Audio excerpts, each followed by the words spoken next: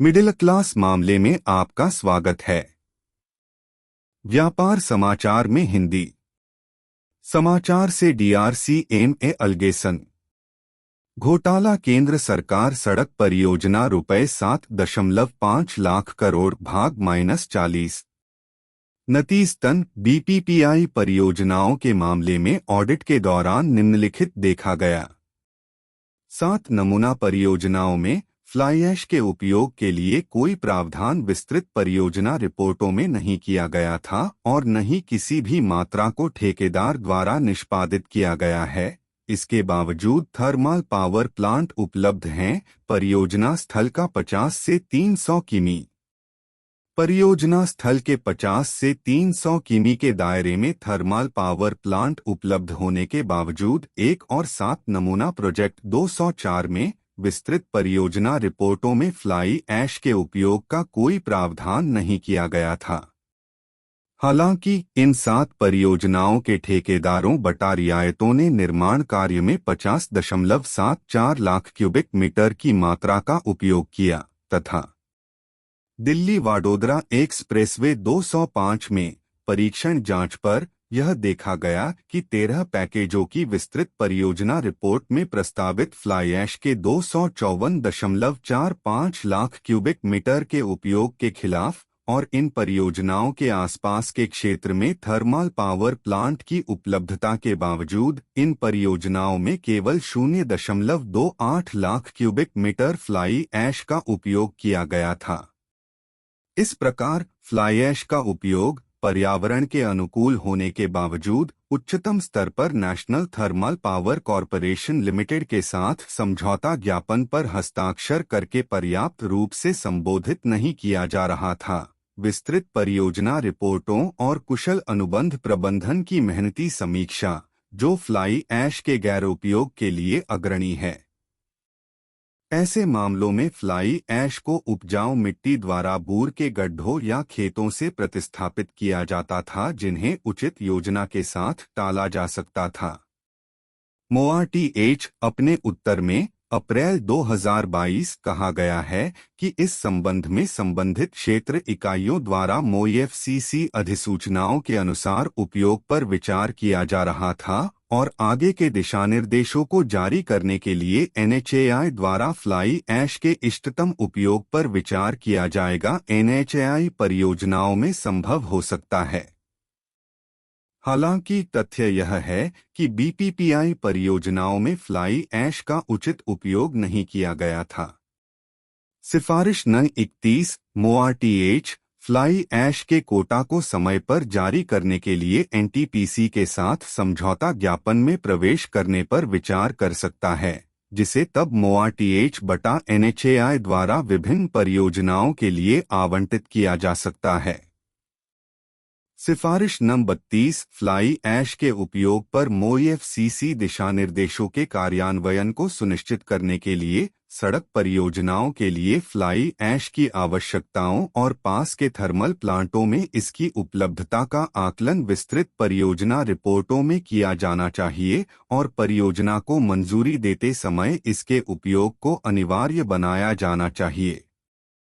Bareilly Sitapur Gwalior Shivpuri Mohana town पार्टियन Shamli Muzaffarnagar PKG.2 Dwarka expressway PKG.I3 और 4 का संतुलन कार्य और पुरुलिया JHR बॉर्डर बालरामपुर चंदिल दगमगपुरलगंज PKG.2 Lalganj Hanuman PKG.3 Varanasi Dagmagpur PKG.I Chakeri Allahabad और लखनऊ रिंग रोड PKG.I2 और IIIB।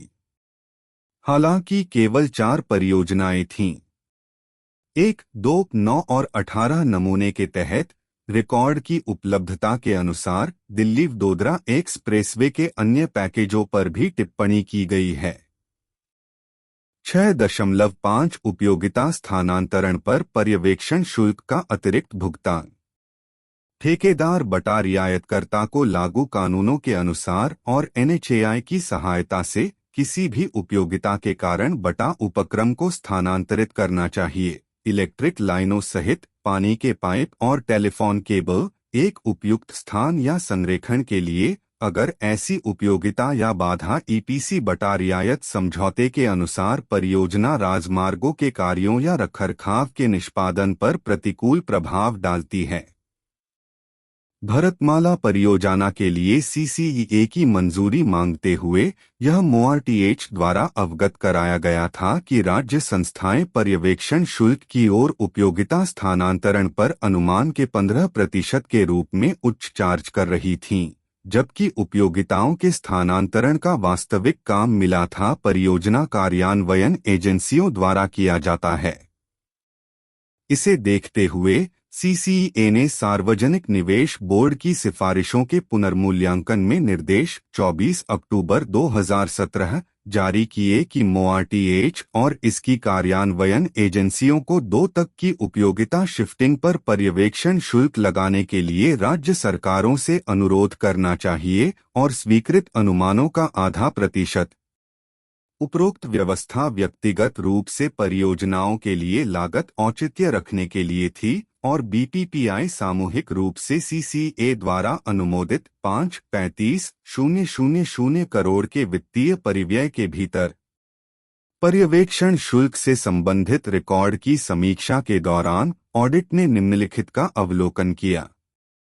मोआरटीएच मानक संचालन प्रक्रिया 3 नवंबर 2017 उपयोगिता शिफ्टिंग के लिए स्वीकृत अनुमानों के 2.5% तक की उपयोगिता पर पर्यवेक्षण शुल्क लगाने के लिए राज्य सरकारों से अनुरोध करने के लिए एजेंसियों को लागू करने के निर्देश जारी किए।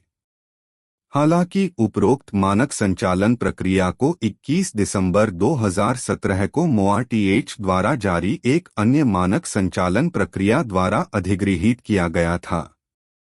नई मानक संचालन प्रक्रिया में राज्य सरकारों से पर्यवेक्षण शुल्क वसूलने का अनुरोध करने की दिशा रिकॉर्ड पर बिना किसी कारण के हटा दी गई थी।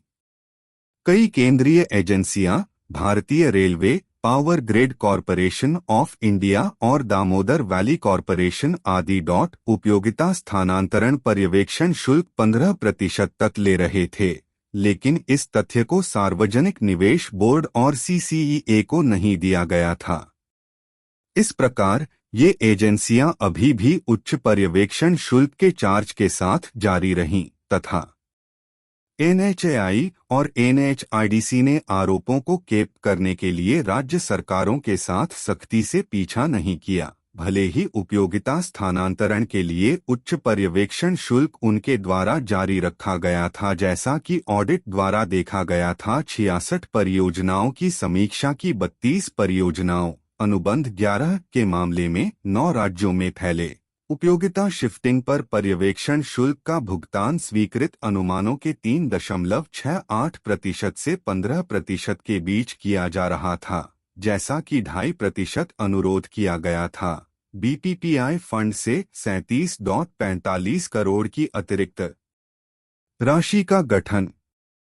इस प्रकार मोआरटीएच और इसकी कार्यान्वयन एजेंसियां सीसीईए के निर्देशों का अनुपालन सुनिश्चित नहीं कर सकीं, जिससे उपयोगिता स्थानांतरण पर पर्यवेक्षण शुल्क के कारण बीपीपीआई निधियों पर 37.45 करोड़ का अतिरिक्त बोझ पड़ा।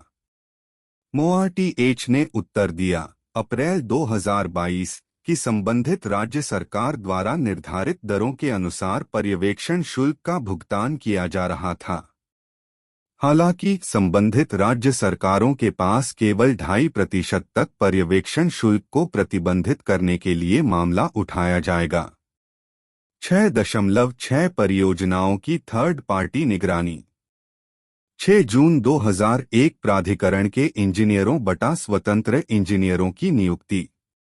प्राधिकरण के इंजीनियरों एई और स्वतंत्र इंजीनियरों आई को परियोजनाओं के निष्पादन और रखरखाव की प्रभावी निगरानी के लिए क्रमशः ईपीसी और हैम बटा बॉट परियोजनाओं के निष्पादन की निगरानी के लिए कार्यान्वयन एजेंसियों द्वारा नियुक्त किया जाता है। प्राधिकरण के इंजीनियरों और स्वतंत्र इंजीनियरों को निम्नलिखित कार्यों में अंतर करने की आवश्यकता होती है। ठेकेदार बटा रियायतकर्ता द्वारा प्रस्तुत चित्र की समीक्षा। ठेकेदार बटा रियायतकर्ता द्वारा प्रस्तुत विस्तृत डिजाइन, निर्माण पद्धति, गुणवत्ता आश्वासन प्रक्रियाओं और निर्माण समय अनुसूची की समीक्षा। निर्माण कार्यों और परियोजना राजमार्ग का निरीक्षण और मासिक रिपोर्ट प्रस्तुत करना। प्रयोगशाला परीक्षण के माध्यम से निर्माण की मात्रा और गुणवत्ता की जांच करना। परियोजना के पूरा होने और अनंतिम पूर्ण प्रमाण पत्र या पूर्ण प्रमाण पत्र जारी करने पर परीक्षण आयोजित करना तथा परियोजना के रखरखाव का निरीक्षण और मासिक रिपोर्ट प्रस्तुत करना। प्राधिकरण के इंजीनियरों बटा स्वतंत्र इंजीनियरों को निम्नलिखित समय सीमा के भीतर नियुक्त किया जाना था। ईपीसी प्रोजेक्ट्स पुराने ईपीसी समझौतों में ईपीसी समझौते की तारीख से 30 दिनों के भीतर या जो भी बाद में नियुक्त किया गया था। हालांकि नए ईपीसी समझौतों में समझौते के 10 दिनों के भीतर या नियुक्त तिथि जो भी पहले थी। हैम प्रोजेक्ट्स रियायत समझौते में प्रवेश करने के 60 दिनों के भीतर। बीओटी प्रोजेक्ट्स रियायत समझौते में प्रवेश करने की तारीख से 90 दिनों के भीतर। ऑडिट ने प्राधिकरण के इंजीनियरों बटा स्वतंत्र इंजीनियरों की नियुक्ति की समीक्षा करते हुए देखा कि प्राधिकरण के इंजीनियरों बटा स्वतंत्र इंजीनियरों द्वारा किए जाने वाले महत्वपूर्ण कार्यों के बावजूद, जैसा कि ऊपर उल्लेख किया गया है, 65 परियोजनाओं में से 51 में यानी 78.46% परियोजनाओं की उनके निष्पादन के लिए समीक्षा की गई।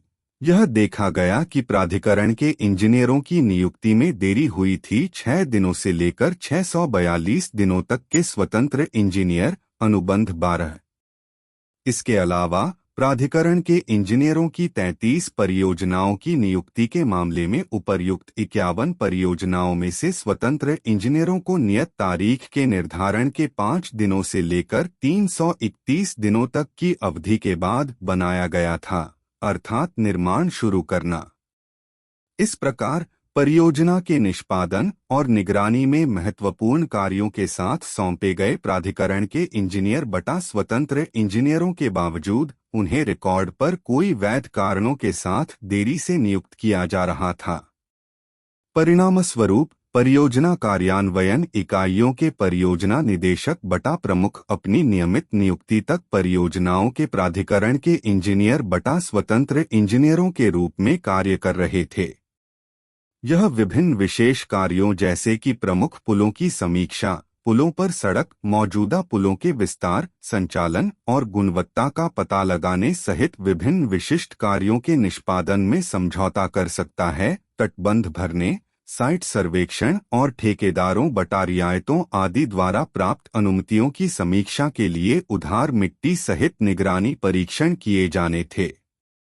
ऐसे विशेष कार्यों के लिए पुल इंजीनियरों, राजमार्ग इंजीनियरों, वरिष्ठ गुणवत्ता सामग्री विशेषज्ञों और वरिष्ठ फुटपाथ विशेषज्ञों आदि जैसे डोमेन पेशेवरों की आवश्यकता थी, जो घर में उपलब्ध नहीं थे।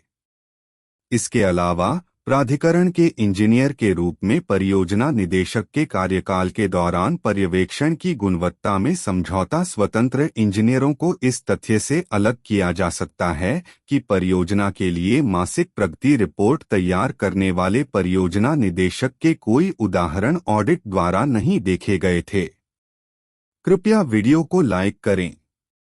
कृपया चैनल को सब्सक्राइब करें। कृपया वीडियो को अपने दोस्तों और रिश्तेदारों के साथ साझा करें। देखने के लिए धन्यवाद।